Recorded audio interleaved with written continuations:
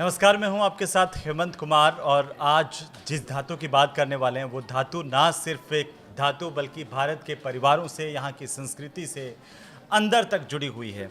और चाहे वो निवेश की बात हो, सुरक्षा की भावना हो, सबसे पहले जिसका नाम आता है जब जब भी महंगाई बढ़ती है, जब भी महंगाई घटती है, सबकी नज़रें जिसकी तरफ जाती हैं, चाहे शादी हो, ब्याह हो, वो धातु है सोना।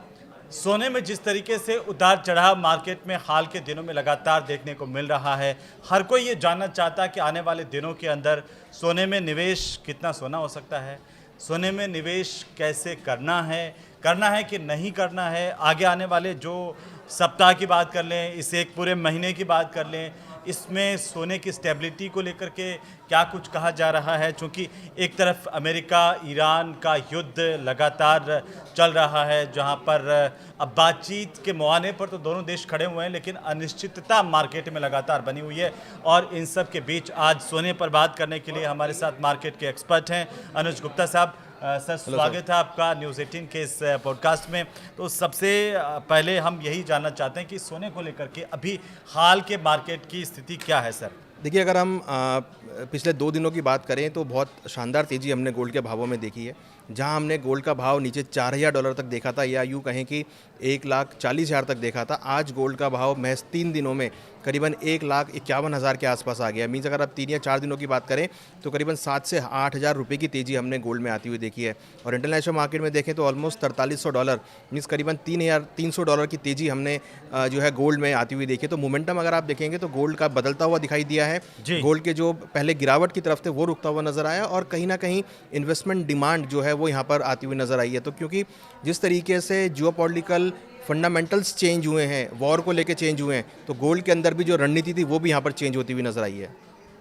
बिल्कुल, मौजूदा बाज़ार और जिस तरीके से ट्रेंड में बदलाव हुआ है, प्राइस ट्रेंड में, तो ऐसे में अगर हम देखें कि इस वॉर का कितना इम्पैक्ट आ रहा है, या आने वाले दिनों में भी क्या इसका इम्पैक्ट आएगा सोने की कीमतों पर सर? देखिए, बिल्कुल इम्पैक्ट आएगा। जो गोल्ड के भाव अगर हम इसको कंपेयर करें जनवरी, फरवरी, मार्च से और अभी में, तो ये टोटली वॉर का ही इम्पैक्ट रहा है। वॉर होने की वजह से क्रूड के भाव बढ़े और कहीं ना कहीं इन्फ्लेशन या महंगाई जो है उसका इम्पैक्ट आया। तो कहीं ना कहीं सेंट्रल बैंक्स ने बोला कि अब वो इंटरेस्ट रेट बढ़ाएंगे। तो जब वो इंटरेस्ट रेट बढ़ाने की बात करते हैं तो कहीं ना कहीं अदर एसेट क्लास में जो इन्वेस्टमेंट है वो कम होना चालू हो जाता है। लोग बैंक्स में पैसा रखना ज़्यादा पसंद करते हैं, एफडी में पैसा रखना ज़्यादा पसंद करते हैं। बट अभी अगर आप देखेंगे तो जो लास्ट मीटिंग थी फेड की, उसमें उन्होंने क्लियर किया कि वो आगे इंटरेस्ट रेट नहीं बढ़ाएंगे। तो उसके बाद से हमने एक रिलीफ रैली गोल्ड में आती हुई देखी है। क्रूड के भाव $120 से घटकर वापस $70 के आसपास आते हुए नजर आए हैं। तो वो भी कहीं ना कहीं एक सपोर्टिव फैक्टर रहा कि जहां पर लोगों ने अब गोल्ड को एज अ सेफ हेवन के तौर पे, इन्वेस्टमेंट के तौर पे देखने को मिला है। तो यहाँ अगर आप देखेंगे तो सेंट्रल बैंक्स ने काफ़ी हद तक अपने पोर्टफोलियो में गोल्ड ऐड किया, जिसमें अगर हम देखें तो सबसे पहले चाइना का नाम आता है और साउथ। मैं इसी पर आ रहा था, क्योंकि इसके पीछे की वजह भी जानना चाहते हैं कुछ लोग कि आखिरकार दुनिया भर के जो केंद्रीय बैंक हैं, जिसमें भारत भी है, खासकर चीन है, रूस है, तो ये सब लोग गोल्ड खरीद रहे हैं और आपने भी इस बात का जिक्र किया। इसके पीछे की वजह क्या इसका असर भी मार्केट पर आएगा? देखिए, बिल्कुल आएगा। सेंट्रल बैंक्स एक बहुत बड़ी जो है यूनिट होती है एक देश की, और वहीं से आपको सब ड्राइव होता है। तो अगर सेंट्रल बैंक्स अपने पोर्टफोलियो में ऐड कर रहे हैं, जिसमें अगर आप देखें तो चाइना है सबसे पहले, उसके बाद बैंक ऑफ कोरिया है जिन्होंने 13 साल के बाद अपना पोर्टफोलियो में गोल्ड को ऐड किया। तो इसका मतलब सब सेंट्रल बैंक्स अपने पोर्टफोलियो में गोल्ड को ऐड कर रहे हैं। तो इसका मतलब कि गोल्ड में कुछ तो है जब सेंट्रल बैंक इसको बाई कर रहे हैं, क्योंकि उनका ये कहना है कि आगे इन्फ्लेशन अनसर्टेनिटी रहेगी, इसलिए उनको गोल्ड यहाँ पर ऐड करना है, जिससे कि उनका जो पूरा फॉरेन रिजर्व है वो जो है मेंटेन रहे। जी, लेकिन अगर हम बात करें सर, भारत में आयात शुल्क को लेकर के, आरबीआई की जो नीतियां हैं उसको लेकर के, करेंसी में जिस तरीके के उतार चढ़ाव आपने डॉलर और भारत के रुपये को लेकर के, उसका क्या असर आने वाले दिनों में गोल्ड मार्केट को इम्पैक्ट कर सकता है सर? देखिए, पहले इंपोर्ट ड्यूटी गोल्ड में करीबन 6% के आसपास थी। अब वो इंपोर्ट ड्यूटी बढ़कर हो गई है 15%। तो हमने देखा कि जैसे ही जो है वॉर शुरू हुआ, गोल्ड की डिमांड बढ़ने लगी, तो कहीं ना कहीं जो फॉरेन रिजर्व था भारत का, उसको मेंटेन रखने के लिए यहाँ पर इंपोर्ट ड्यूटी इंक्रीज़ की गई, जिससे कि लोग केवल अकॉर्डिंग टू डिमांड जो है गोल्ड को इंपोर्ट कर सके। क्योंकि हम ऑलमोस्ट 90% गोल्ड इंपोर्ट करते हैं बाहर से, और जिस तरीके से गोल्ड के भाव बढ़ रहे थे, जिससे गोल्ड की डिमांड बढ़ रही थी, उसको कम करने के लिए सरकार ने इंपोर्ट ड्यूटी बढ़ा दी। सरकार का कहना है कि गोल्ड आप केवल उतना ही लें जितना आपको रिक्वायरमेंट है, जिसकी वजह से इंपोर्ट ड्यूटी बढ़ाई गई कि लोगों को महंगा लगे तो लोग उसको ना खरीदें। उसका असर हमने देखा भी कि गोल्ड के भाव काफ़ी करेक्ट हुए, और गोल्ड की जो डिमांड है फिजिकल मार्केट वो करीबन 70% तक कम हो गई पिछले 2 महीनों में। बट अब वापस गोल्ड की डिमांड बढ़नी शुरू हुई है। क्योंकि भारत के अंदर अगर आप देखेंगे तो फेस्टिवल सीजन्स है उसका भी असर है। रुपी भी यहाँ पर अप्रिशिएट हुआ है क्योंकि डॉलर का जो डॉलर इंडेक्स था यूएस का वो नीचे गिरा है, जो यूएस की बॉन्ड यील्ड है वो नीचे आई है, तो कहीं ना कहीं इन्वेस्टमेंट डिमांड दोबारा से गोल्ड में लौटती हुई नजर आई है। तो ये तो आप कह रहे हैं भारत जो दुनिया के सबसे बड़े गोल्ड उपभोक्ता देशों में से Yes. एक है, और आने वाले दिनों में हम देख रहे हैं कि रक्षाबंधन है, फेस्टिव सीजन season. शुरू हो रहा है, तो इसका मार्केट में क्या तेजी आपको देख पा रहे हैं या फिर इसका कुछ और असर आ रहा है? देखिए फेस्टिवल सीजन में जनरली लोग वेट करते हैं खरीदारी करने के लिए, और अगर आप देखेंगे तो भारत का तो ट्रेंड रहा है कि जब भी फेस्टिवल सीजन आते हैं, चाहे अक्षय तृतीया हो, चाहे रक्षाबंधन हो, चाहे आपके दिवाली हो, धनतेरस हो, नया साल हो, शादी हो, ब्याह हो, सब में लोग खरीदते हैं। तो यहाँ पर आप देखिए अब भारत में एक तरीके से फेस्टिवल सीज़न का आगाज़ हो गया है और अब इस सीज़न में आपको जमकर खरीदारी देखने को मिल सकती है।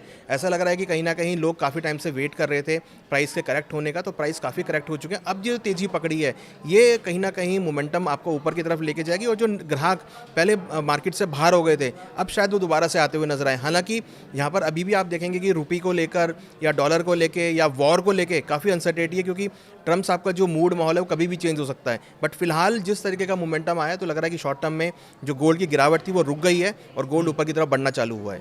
लेकिन सर ग्रामीण और शहरी भारत में गोल्ड खरीदने का जो पैटर्न है उसमें कुछ बदलाव आया, उस पर भी कुछ असर पड़ा है ये अनसर्टेनिटी का?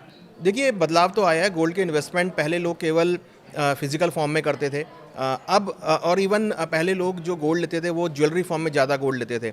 बट अगर आप देखेंगे और पिछले 10 सालों में अगर आप देखेंगे तो लोगों ने गोल्ड को बहुत अलग तरीके से निवेश किया है।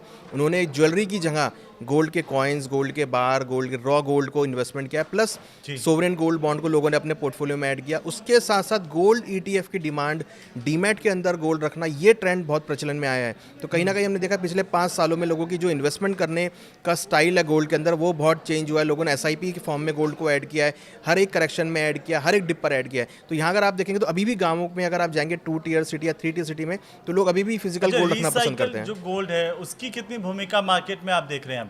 देखिए इस टाइम पे बहुत भूमिका देखने को मिली है, क्योंकि फिजिकल मार्केट में इंपोर्ट ड्यूटी बढ़ने के बाद गोल्ड लोगों को महंगा हो रहा था, तो लोगों ने क्या किया कि अपने लॉकर से गोल्ड को निकाला। अगर किसी को गोल्ड की रिक्वायरमेंट थी, ज्वेलरी की रिक्वायरमेंट थी, तो उन्होंने पुरानी गोल्ड की ज्वेलरी निकाली, उसको रिफर्बिश करा के या रिसाइकिल करा के उसको दोबारा से नए गोल्ड में तब्दील किया। तो ये जो इंपोर्ट ड्यूटी बढ़ी है इसका बहुत बड़ा इम्पैक्ट जो है जो रिसाइकिल ज्वेलरी है उसके ऊपर आया। जो लोगों का डंप गोल्ड पड़ा हुआ था घरों में या जो लोगों ने लॉकर में रखा हुआ था वो निकाला, उसको नई गोल्ड की ज्वेलरी में देखा। तो अगर आप यहाँ पे देखेंगे तो मार्केट के अंदर ऑलमोस्ट 70% जो है रिसाइकल गोल्ड मार्केट में आता हुआ नजर आया, जिसकी वजह से हमने देखा कि लोगों ने पुराने गोल्ड को नए गोल्ड में तब्दील कराया है।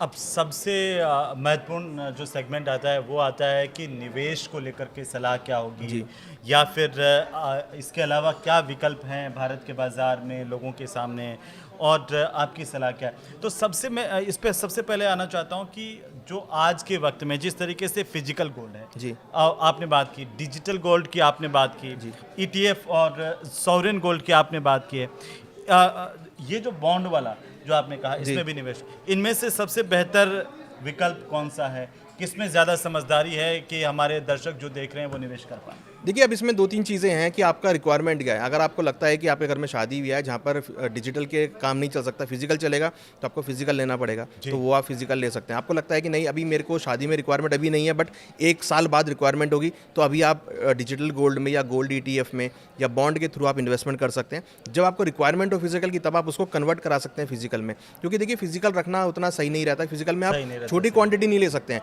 जबकि गोल्ड ETF के अंदर आप 100 रुपये के साथ भी आप इन्वेस्टमेंट कर सकते हैं और वो आपका सुरक्षित भी यस वो आपका डीमैट में रहता है, आपका सुरक्षित रहता है। और जैसे ही गोल्ड के भाव उतार चढ़ाव होते हैं वैसे ही वो वर्क करता है। तो वो एक तरीके से पेपर फॉर्म में है जो कि आप इन्वेस्टमेंट कर सकते हैं। तो मुझे लगता है कि बेस्ड ऑन योर रिक्वायरमेंट कि आपकी रिक्वायरमेंट फिजिकल की है या डिजिटल की है। जी लेकिन अगर आम निवेशकों की बात करें, आप तो मार्केट के एक्सपर्ट हैं, तो उसमें गोल्ड पोर्टफोलियो के अंदर कितना प्रतिशत रखना चाहिए एक आम निवेशक के साथ? देखिए ये हमेशा से ही क्वेश्चन रहा है कि कितना रखना चाहिए, बट मैं हमेशा ये कहता हूँ कि आप अपने पोर्टफोलियो में 15 से 20% गोल्ड एटलीस्ट रखें, और जो भी करेक्शन आया वहाँ पर आप ऐड करते चलें। क्योंकि हमने भी देखा कि गोल्ड का भाव में करेक्शन आया, बट ये जो करेक्शन आया उसके बाद जो बढ़ने की स्पीड थी वो केवल 3 दिन के अंदर ही इसमें 10,000 रुपये की बढ़त आ गई। सिल्वर के अंदर अगर आप देखेंगे तो कहीं ना कहीं एकदम से ही 20,000 रुपये की बढ़त आ गई। तो जब गोल्ड सिल्वर गिरते हैं ना तो उनके बढ़ने के चांस उतने ज़्यादा बढ़ते आते हैं। जैसे जैसे गोल्ड के भाव नीचे गिरेंगे उतने ही उसके बढ़ने के चांस बहुत बढ़ जाएंगे। तो हमने देखा कि रैली बहुत स्पीड से हुई है। तो कई लोग ये जानना चाहते हैं कि इसमें क्या कोई उम्र का फैक्टर या फिर रिस्क प्रोफाइल के हिसाब से कोई थंब रूल है? नहीं, देखिए गोल्ड सिल्वर के लिए कोई एज फैक्टर नहीं है, क्योंकि ये इन्वेस्टमेंट का है। और अगर आप इसको रिटायरमेंट के बाद भी लेते हैं तो भी आपको वेल्थ क्रिएट करके देता है। अगर जो फर्स्ट टाइम जॉब कर रहा है, 18 साल के 20 साल के जो बच्चे हैं जो जॉब कर रहे हैं अभी, जिनको फर्स्ट सैलरी मिल रही है, वो भी इसमें इन्वेस्टमेंट कर सकते हैं। रिस्क प्रोफाइलिंग बिल्कुल सेम है इसके अंदर। और अगर आप इन्वेस्टमेंट करते हैं और अगर आप एक लंबा टेन्योर बना के चलते हैं 3 से 5 साल का, तो आपको अच्छे रिटर्न्स मिलते हैं इसमें। जी।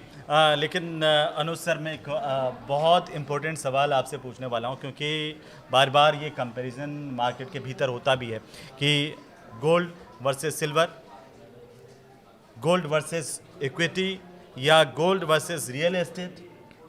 देखिए, अब तीनों का जो कंपैरिजन है वो बहुत डिफरेंट है लंबी अवधि में। देखिए, लंबी अवधि में गोल्ड वर्सेस सिल्वर अगर आप देखेंगे तो दोनों सेम टेंडम में चलते हैं। तो गोल्ड वर्सेस सिल्वर में कंपैरिजन ये है कि अगर आप गोल्ड ले रहे हैं तो आप सिल्वर भी ऐड कर सकते हैं। मींस आपको अगर 20 रुपये इन्वेस्टमेंट करने हैं 100 में से, तो आप 10 रुपये गोल्ड में लीजिए, 10 रुपये आप सिल्वर में रखिए। तो ये एक हो सकता है ऐसे, क्योंकि दोनों प्रीशियस मेटल का पार्ट है, वो आप कर सकते हैं। इक्विटी से बहुत अच्छा कंपैरिजन होता है कि अगर आपने इक्विटी लिया हुआ है और इक्विटी मार्केट नीचे गिर रहा है, तब आपको गोल्ड अच्छे रिटर्न देगा। इक्विटी मार्केट इंक्रीज कर रहा है, तब आपको गोल्ड अच्छे रिटर्न देगा। ये हमने देखा है, हमने हिस्टोरिकली भी देखा है और हमने करंट मार्केट में भी देखा है। तो इसलिए इक्विटी से कंपैरिजन है कि अगर आप इक्विटी में 100 रुपये लगा रहे हैं तो उसमें से आप 20 रुपये आप गोल्ड में डाल के चलिए, गोल्ड सिल्वर में डाल के चलिए। रियल इस्टेट से अगर आप कंपैरिजन करते हैं तो रियल इस्टेट डेफिनेटली एक लॉन्ग टर्म का प्रोडक्ट है। लॉन्ग टर्म मतलब बहुत लॉन्ग टर्म का, 10 से 15 साल का। बट सिल्वर के अंदर अगर आप इन्वेस्टमेंट कर रहे हैं या गोल्ड के अंदर इन्वेस्टमेंट कर रहे हैं तो आपको ये रिटर्न 1 से लेकर 3 साल के अंदर अच्छे रिटर्न मिल जाते हैं। और प्रॉपर्टी को आप कभी भी ईजिली नहीं बेच सकते हैं, जबकि गोल्ड को आप at any point of time 24 hours कभी भी आप जाकर उसको सेल आउट कर सकते हैं।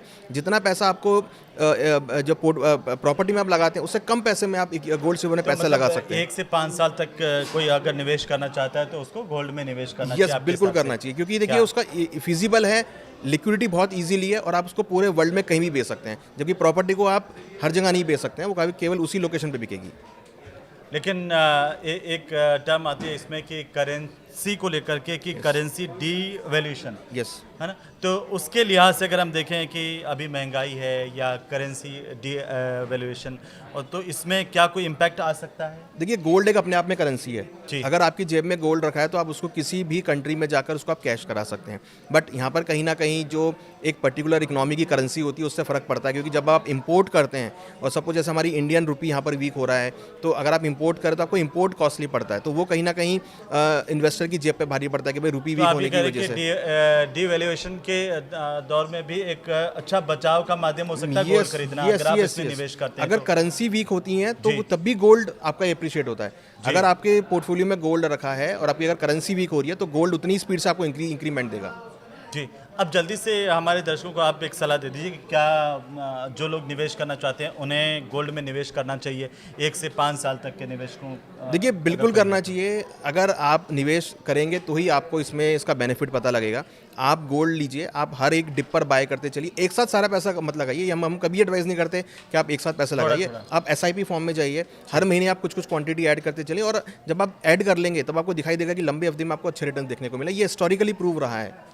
तो अभी की क्या सलाह है इस महीने की? देखिए, इस महीने की सलाह, या अगर हम दिवाली तक बात करें तो मुझे लगता है कि गोल्ड के भाव आपको अगेन $4500 से लेकर $4800 और या फिर ऊपर में 1,60,000 के आसपास तक के लेवल आपको देखने को मिल सकते हैं। अपॉर्चुनिटी है खरीदारी करने के लिए, डिप्स आए हुए हैं तो यहाँ पर अपने पोर्टफोलियो में ऐड करना चाहिए। चांदी भी हमें लगता है कि वापस ऊपर में 2,50,000 2,60,000 तक आ सकती है। तो मोमेंटम जो बना है ये अभी फिलहाल फेस्टिवल सीजन के लिए बन रहा है और मुझे लगता है कि यहाँ पर अभी और एप्रिसिएशन भावों में देखने को मिल सकता है। तो जो लोग निवेश करना चाहते हैं वो अभी निवेश कर सकते हैं। बिल्कुल करना चाहिए। अभी अच्छा वक्त है, फेस्टिव सीजन से ठीक पहले का वक्त है, और इसमें आप ये बता रहे हैं कि आने वाले दिनों में इसमें जो है सुधार हो सकता है, जो कीमतें हैं उसमें और ज़्यादा। बिल्कुल, देखिए उसके पीछे एक बहुत बड़ा कारण है कि अब जो US ईरान का वॉर है शायद वो ना हो, क्योंकि US में इलेक्शन है तो ट्रम्प चाहेंगे कि जल्दी से वॉर खत्म हो, जल्दी से सेटल हो। अगर सब कुछ सेटल हो गया तो क्रूड के भाव नीचे आएंगे, इन्फ्लेशन कंट्रोल होगा, तो अगेन आपकी एक इन्वेस्टमेंट डिमांड निकलेगी जो केवल गोल्ड सिल्वर में देखने को मिलेगी।